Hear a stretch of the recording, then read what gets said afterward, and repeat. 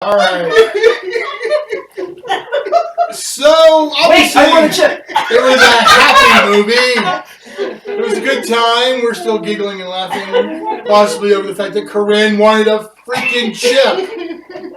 Cheesy chip at that. A cheesy chip. So, it was Singin' In the Rain, one of the great and very happy-making musicals of all time.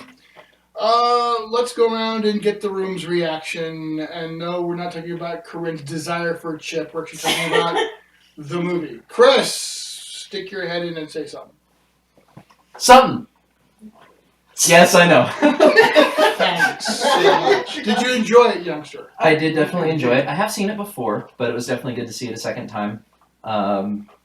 Musical numbers were always great in that, and it just seems to get better with age. It does. That struck me too. Thank you very much. Carinn! I was just about to say, it aged well. It is not old, it is timeless. Good point. Very, very good point. I think it's only my second time, maybe even my first time seeing it. I saw it as a play at the Arvada Center, so that's what I actually remember more is the play. Mm-hmm. But I do like this movie. It helps me remember what old-time musicals were like. And after seeing La La Land, now do you see some of the stuff? I prefer this movie to La La Well, Land. I know, but you see why they, Why they were. I see what they were trying to pull back from Actually, old-time musicals. I really want to see La La Land. Is it worth it? Yes. Dustin will see it again with you. Yes. He Cool. really thinks it's good. Yeah, And I it wanna got see it 14 too. Oscar nominations. They Tied with did- Titanic. They did pretty well at the Golden Globe. They broke records on Academy Award nominations too. Right. Maybe I'm going to skip you for a second, so I want to get back to you for special reasons. Sean. I'm gonna pass. Sean Gustafsson has no soul. There we go. All right. Sammy. Since it's my first time seeing it, it is beautifully done. I love the music and the choreography. The costumes are beautiful, and I love the little pranks in there, like the classic kick in the face, pulling up the curtain. The pratfall stuff. Very physical comedy. Donald O'Connor was an absolute genius, the best of his kind of his time. Dustin. This movie has a double-edged sword for me because I love it, but yet every time I go to school, just about every morning, my grandmother would sing "Good Morning" and drag me out of bed. Good morning. Good morning. And then the whole family would start Consistently joining in. And usually it would be a good chorus for about 15 minutes while I was waking us all up for school. Yeah, there's some interesting things to share about the Good Morning scene, but I'll get to that in a minute. Meg, your thoughts, feelings, perhaps. Well, it's very sentimental for me. I couldn't tell you how many times I've seen it. It's because I was raised with a lot of musicals, and I know a lot of Fred Astaire movies too. Their styles are so different.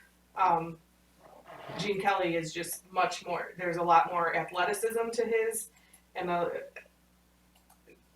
don't know how else to describe it, but Fred Astaire is more graceful and Grace and Carinn, really. yeah.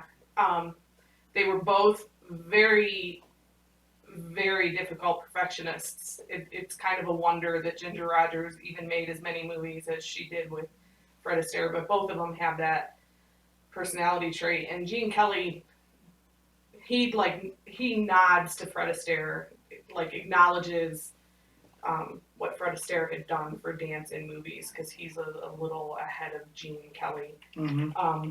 Fred Astaire is, if you take rehearsal footage and sync it up with actual performance footage, it is step for step in sync. That's how much of a perfectionist he was.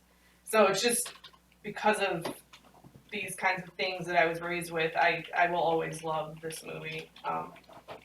Well, the interesting point you make there about perfectionism goes into one of the things I'm going to share is that last part of the Good Morning sequence, the three of them dancing together, which reveals the couches. They shot that 40 times.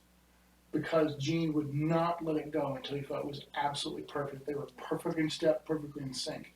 Hey, dads. Yeah. And speaking of that, you will appreciate this or not. You will think I am the demon.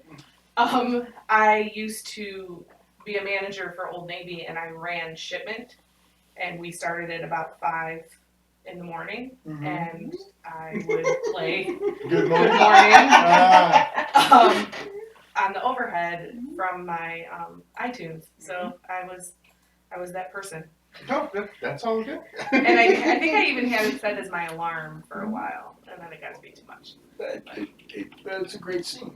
You know, everybody knows the Singin' In the Rain scene, but that scene was one of the most practiced, rehearsed, and elaborate of the thing, just because he and Donald, who've never worked together before this picture, and of course they make it look like they're best friends and have worked together for forever. The chemistry between them was just incredible. And they never worked Honestly, together. that's the main scene I remembered from my first time watching through this movie. Over every other scene in that movie, that was the one I remembered. The two of them on the desk, Yeah. to me, is amazing because Oh, of the amount of surface area they had to do their dancing together. Consummate Was And professionals. still make that amazing. noise. So a few additional pieces of trivia about this movie.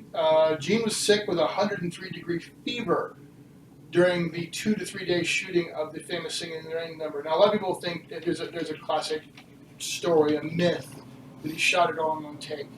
Most of it actually did come through in one take, but they actually took 2.5, almost 3 days shooting it to get all the different pieces correct. And he had a 103-degree fever shooting most of that. Well, you get a fever when you're dancing around in the rain. But he was already sick. He was already sick. is the He's point. lucky he didn't get pneumonia. There's a lot of people who think that they used milk in the rain to get to show up better, but actually all that was backlighting. Yeah. Donald O'Connor spent days, like almost a week, in the hospital bed recovering from his shooting of the Make 'Em Laugh sequence, not because of physical injury, because at the time he was a 4-pack-a-day chain smoker, Wow. and he had exhausted himself doing the scene. Then had to come back and reshoot the whole thing because of a technical failure that lost the footage. Oh gosh. Wow. But apparently this movie got him to reconsider his smoking habit. So there's that. What's the good thing? Now, 4 packs. yeah, That is I was a insane. smoker, and that's intense. yeah. That's At my worst, I was a pack and a half. He made himself Yeah. horrifically sick during this, because this was the most exerted he'd ever been. Debbie was no dancer. Her background was that of a gymnast. After being hurt and insulted by Gene Kelly for her lack of dancing skills, Fred Astaire found her crying under a piano one day. She'd been complaining because her feet had been bleeding and she was just in horrible agony. He stepped in and helped her. He taught her how to dance. Kelly later acknowledged being absolutely horrible to her. He actually said he was surprised she'd still speak to him. And apparently apologized well because they became best friends not long after that. We were friends until the day of his death. Though this was not her first film, she actually debuted in musical starting in 1948, and she received a Golden Globe Award for her performance as Helen Kane in the movie Three Little Birds. Singin' In the Rain is widely acknowledged as her true breakout role. She went on to star in dozens of films and in other media. One truly notable movie, one of Carinn's favorites, is The Unsinkable Molly Brown, for which she received a nomination. In French. Where she received a nomination for an Oscar as Best Actress. And that was the beginning of a career that spanned dozens, in plural, of movies, as well as Broadway performances, television, and everything else. My very first movie, seeing Debbie Reynolds, was Halloween Town. I always remembered her as the grandmother, and I actually felt a connection to her because she reminds me so much of Grandma, who's Mom's mom. There you go. As far as the Debbie Reynolds movie, for me, it's How the West Was Won. The way she sings with the Greensleeves melody, Home in the Meadow, Nice. that is epic. That is incredible singing. Also notable, Gene Kelly's 39 when he shoots this picture. She turns 19 as they're filming this movie. There was a little bit of a thing Of course, this is the time. Remember, this is the 1950s. Apparently, he didn't dislike her so much that he didn't fall head over heels for her at some point, and actually shocked her terribly. The one big kissing scene they have, the first time they shoot it, he actually sticks his tongue in her mouth. Oh, dang. Wow. And she'd never been French kissed, and she completely freaked out and was very upset about it. And so that added to the whole bad relationship they had. Wow. So again, apparently he came around and apologized, but there you go. Wow. Another little point that's interesting. The actress, and let me just for a second because I'm drawing a blank on her name, Jean Hagen. She's the one that plays Lena, of course, the villain of the piece. Of course, you're here. This is Eric. The airhead who's not as stupid as everybody thinks. Here's the fun part. She actually has a great voice, a beautiful voice. Most of the actual points where her character sings in the Dancing Cavalier, that is in fact Jean Hagen singing with Debbie Reynolds lip syncing her. That's something I didn't know until this episode. Yeah, Jean actually sings most of her parts from the Dancing Cavalier, and then they sell it as Kathy Selden, Debbie Reynolds' character, lip syncing it. It's actually completely the reverse because it turns out Jean has a gorgeous voice. And actually, it's That actually especially if- explains something. Because her voice goes so much deeper. Yeah, it goes down. No, during the premiere of The Dancing Cavalier, if you look at the face, it looks more like Debbie Reynolds than the actress who plays Letty, or whatever her name is. I don't know about that, but the truth is that it is in It's fact because of the nose. it is in fact Jean Hagen singing her own songs. Chris, you're gonna- if that kind of an accent isn't your normal accent, it's actually really difficult to keep something like that going long term. So She she actually- did an amazing job with She that. worked very hard to pull that off, as a matter of fact. She's actually one of the unsung heroes of that movie because she played that character to the hilt, and she worked as hard as anybody on making that work. It sounded like she took some helium right before speaking.